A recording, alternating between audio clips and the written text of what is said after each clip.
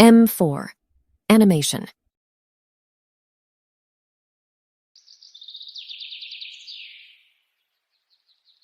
मदनपुर गांव में शंकर नाम का एक निर्धन, विद्वान, ज्ञानी ब्राह्मण रहता था। उसके परिवार में उसकी पत्नी लक्ष्मी और उसका एक लड़का विजय था। वह अपने परिवार का पालन पोषण अलग-अलग गांव में जाकर यज्ञ हवन, पूजा अर्चना करके करता था। इतना परिश्रम करने के बाद भी उसके घर से दरिद्रता दूर नहीं हो रही थी।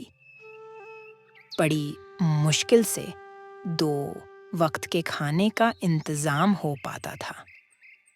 शंकर अक्सर बहुत परेशान रहता और सोचता रहता कि कैसे अपने परिवार की निर्धनता दूर करूं। हे भगवान, कुछ ऐसा चमत्कार कर दे जिससे मैं और मेरा परिवार हंसी खुशी और सुख शांति से रहने लगे। एक बार शंकर पास के ही गांव में सत्यनारायण भगवान की कथा कराने जा रहा था। तभी रास्ते में उसे किसी के चिल्लाने की आवाज आई। तो वह रुककर जहां से आवाज आ रही थी उसी तरफ गया तो देखा एक बूढ़ी औरत कीचड़ में फंसी हुई थी। तो शंकर ने जाकर बूढ़ी माँ को कीचड़ से बाहर निकालता है। माँ जी, आप यहाँ कैसे फंस गई?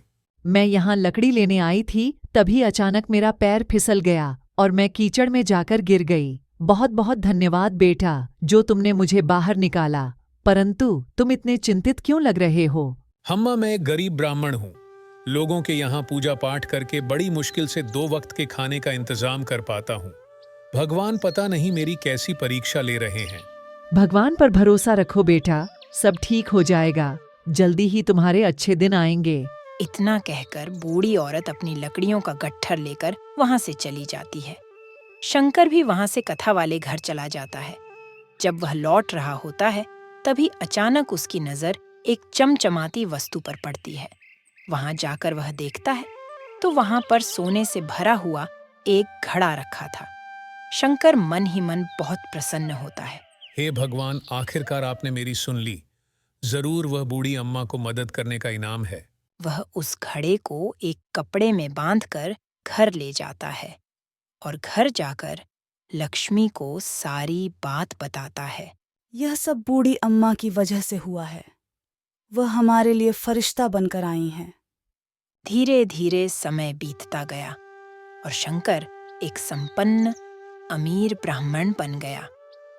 यह देखकर बहुत से गांव वाले उससे जलने लगे और सोचने लगे, शंकर इतनी जल्दी इतना अमीर कैसे हो गया? कुछ समय पहले तक तो इसके पास 2 वक्त का खाना भी नहीं रहता था। उसी गांव में एक कालू नाम का व्यक्ति रहता था जो शंकर से बहुत ज्यादा घृणा करता था। उसने सारे गांव में बात फैला दी कि शंकर ने कहीं से चोरी की है।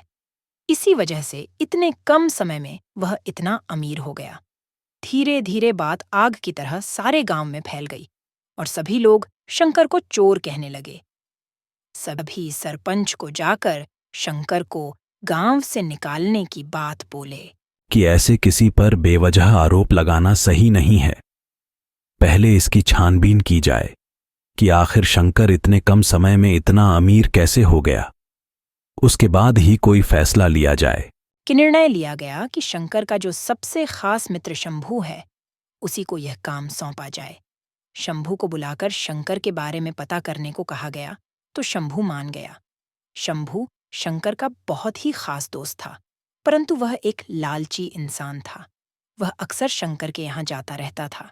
एक दिन शंभू शंकर के घर गया। कि यार शंकर, तू अचानक इतना अमीर कैसे हो गया? तूने इस बारे में मुझे कुछ भी नहीं बताया। क्या तू मुझे अपना दोस्त नहीं समझता? ऐसी कोई बात नहीं है। तू तो मेरा सबसे खास दोस्त है। कभी ऐसा मौका ही नहीं मिला कि तुझे यह बात बता सकूं। उसके बाद शंकर ने सारी बात शंभू को बता दी। शंभू के मन में लालच आ गया। वह उस घड़े को चुराने के बारे में सोचने लगा। थोड़ी देर और बातें करके शंभू अपने घर लौट गया।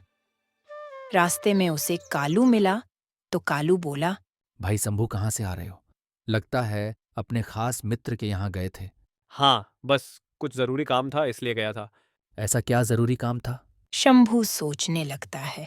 अगर इसको बात बता दूं तो ये मेरे काम आ सकता है। बदले में इसे थोड़ा बहुत सोना दे दूंगा। वैसे भी ये चोरी चकारी के मामलों में बहुत आगे है। उसके बाद शंभू कालू को सारी बात बता देता है। दोनों निर्णय लेते हैं कि आज रात हम शंकर के यहाँ के घड़े को चुरा लेंगे। उन दोनों में मित्रता हो गई। ये बात वैसी ही हुई। चोर चोर मौसेरे भाई। रात के समय दोनों शंकर के घर चोरी करने के लिए गए। घड़े को जैसे ही वह उठाने लगे तो अचानक वहां से गायब हो गया। उनको ऐसा लगने लगा कोई उनको बहुत जोर जोर से पीट रहा है, तो वह मार की वजह से चिल्लाने लगे। उनकी आवाज से शंकर और उसकी पत्नी जाग गए। शंकर और उसकी पत्नी वहां आए और देखा तो उनकी हालत बहुत ही दयनीय थी। ऐसा लग रहा था किसी ने उनकी बहुत जोर जोर से पिटाई की हो। तुम लोग यहाँ कैसे? लगता है घड़े को चुराने आए थे, परंतु यह घड़ा कोई साधारण घड़ा नहीं है।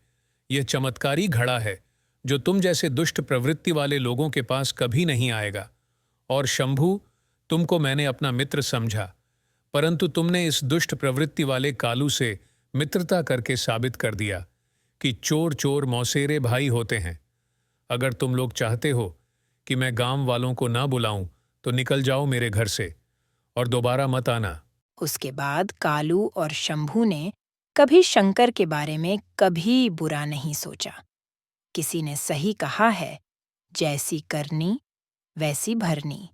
शंभू और कालू को उनके कृत्य का फल मिल गया था और वह भी अब सुधर गए थे। Subscribe for more update.